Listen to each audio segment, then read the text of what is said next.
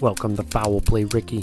This is the story of me, Ricky Barone, private eye and former detective who was booted from the force for playing by my own rules. I'm just trying to make sense of it all and maybe score some tap-tap revenge games along the way. This is my story.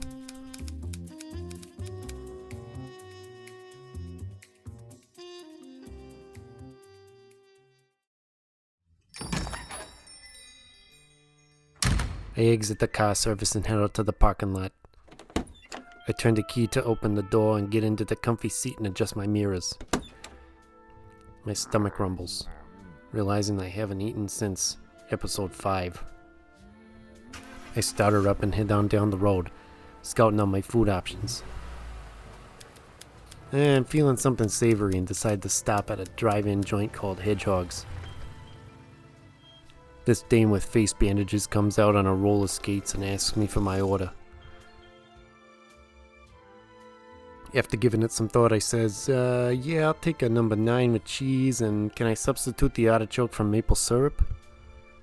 Of course. Anything you want, Mr. Barone.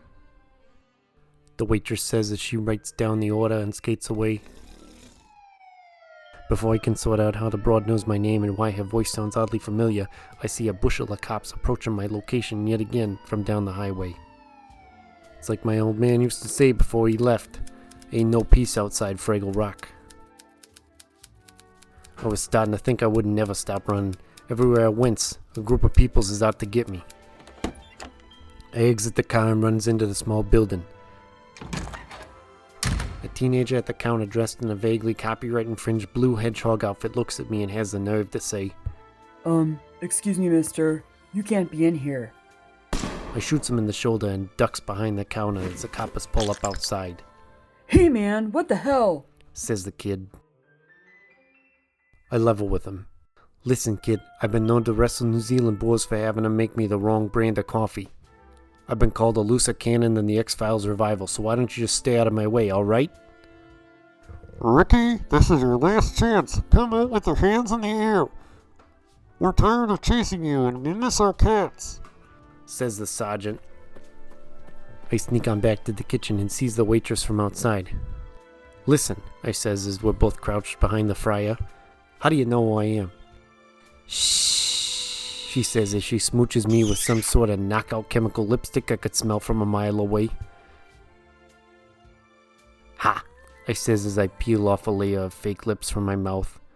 I hate to disappoint you, but rubber lips are immune to your charms. She reacts quickly, drawing my hidden right elbow pistol from my trench coat and shooting me in the right knee. Okay, Ricky, we're coming in, says the Sarge over the megaphone. The waitress sends a dizzying punch across my head as the cops open fire and shatter the glass windows at the entrance. Everything's blurry. Coming to with my fuzzy vision, I sees a flapping red cloak run past the griddle and out of sight.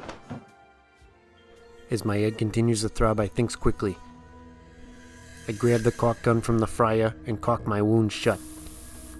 I run towards the back of the building to escape out the back entrance when I find what looks like a secret door, barely cracked open, and a staircase leading down to a cellar. The cops bust into the building and I duck into the secret passage and close the door behind me. To be continued.